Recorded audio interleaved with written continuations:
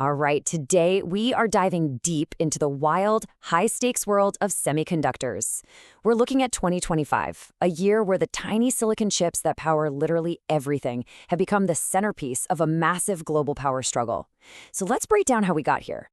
And that's really the big question, isn't it?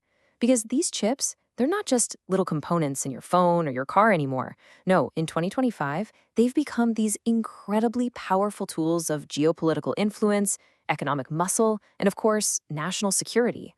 And wow, right off the bat, this quote from NVIDIA CEO Jensen Huang just nails the core tension. You see, the very policies that were designed to keep rivals in check, well, they might actually be backfiring, pushing them to build up their own capabilities even faster.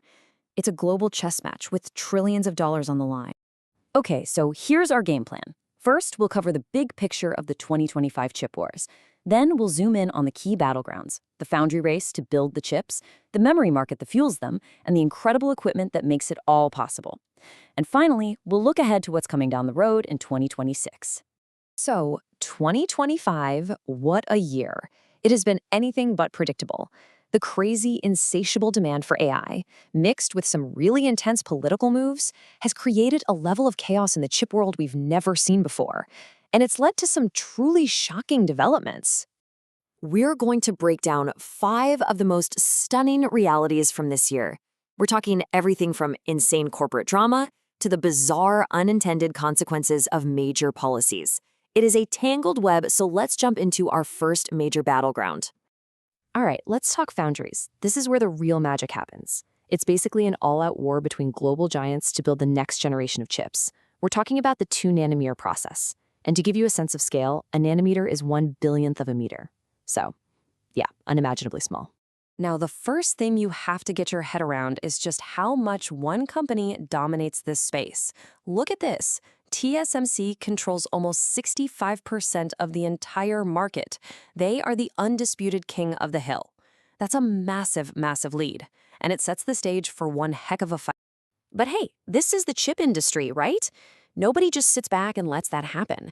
2 absolute titans, Intel and Samsung, are throwing everything they possibly can into closing that gap and taking on TSMC's crown. And this chart, it just lays out the whole story perfectly. All 3 are aiming to start cranking out their 2-nanometer chips in the back half of 2025. TSMC's kind of just continuing its reign. Intel is making a huge bet on brand new tech like RibbonFET and PowerVia to try and leapfrog everyone, and they've already locked in Microsoft. Samsung?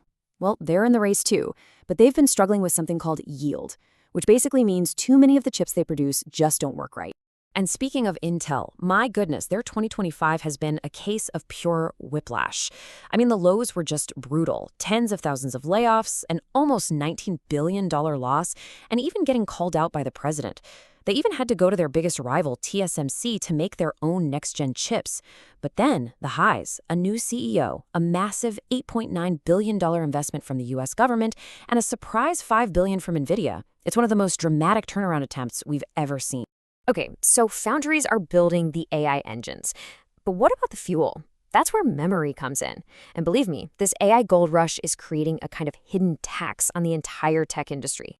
So the key here is a very specific type of memory, HBM, or high bandwidth memory. You got to think of it like rocket fuel for AI chips. You literally cannot train these giant AI models without it. And that has made HBM one of the most precious and in-demand things on the entire planet. And here's what that AI tax actually looks like in the real world. As all the manufacturers pivot to making HBM, the regular memory that runs most of the world's servers gets squeezed. So you see a massive 50% price jump for server DRAM. You see the big cloud companies only getting about 70% of their orders filled. And inventories for key memory types are down to just 2 weeks. It's a huge supply crunch. So who's winning this race for AI fuel? Well, it is intense. SK Hynix is the current leader. They're completely sold out for all of 2025. Samsung fell behind, but is now fighting back like crazy and landed a big deal with NVIDIA. Micron's getting in the game in 2026. And here's a really interesting one. Reports are saying that a Chinese company, CXMT, is now making its own HBM. That's a huge deal for their goal of self-sufficiency. Which brings us to the tools themselves. You know, the picks and shovels of this digital gold rush. The incredibly complex machines that build these chips are now geopolitical assets, controlled by just a few companies. and they're right at the heart of this whole conflict. Let's just start with this number, $380 million. That's not the cost of a factory. That is the price tag for one single machine from a Dutch company called ASML. It's the most advanced chip-making tool on Earth, and you absolutely need it to build next-gen chips. But wait, it gets even crazier. Now add this into the mix, a new 20% US tariff. Now, you'd think this is to protect American manufacturing, right? But here's the twist. The tariff isn't on finished chips. It's on the equipment you need to make the chips in America. And boom, there it is, the Made in America paradox. That same machine now costs over $450 million if you want to operate it in the US. The very policy designed to boost domestic chip making has made it significantly more expensive to, well, make chips in America. It's a really tough spot for these companies. But the revolution isn't just about the cost of the machines. It's that AI isn't just the product anymore. It's now a critical tool on the assembly line. We're seeing AI co-pilots helping design chips faster, AI systems finding tiny errors in manufacturing, and even AI predicting when a multi-million-dollar machine is about to break down. The entire process is getting way, way smarter. So, after all that, where does this leave us? The story of 2025 has been this wild ride of highs and lows, of shocking twists and turns. As we look to the future, it's pretty clear we're heading into a new era of both extreme chaos and mind-blowing innovation. This roadmap really gives us a sneak peek at what's coming. The rest of this year is crunch time for TSMC and Intel. Then in 2026, TSMC is rolling out a cool new tech called backside power, a totally new way to get electricity to the chip's transistors more efficiently. By 2027, all eyes are on Intel to see if they can hit their goals. And by 2028, TSMC is aiming to push things even further, down to an incredible 1.4 nanometers.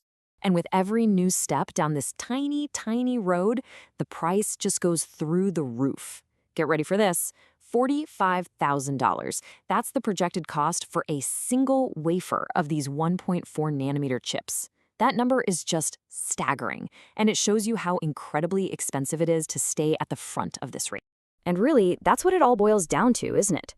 As these tiny pieces of silicon become the focus of global power and the price of just staying in the game skyrockets into the stratosphere, the real question for the next few years is this: who can actually afford to build our future, and who gets left in the dust?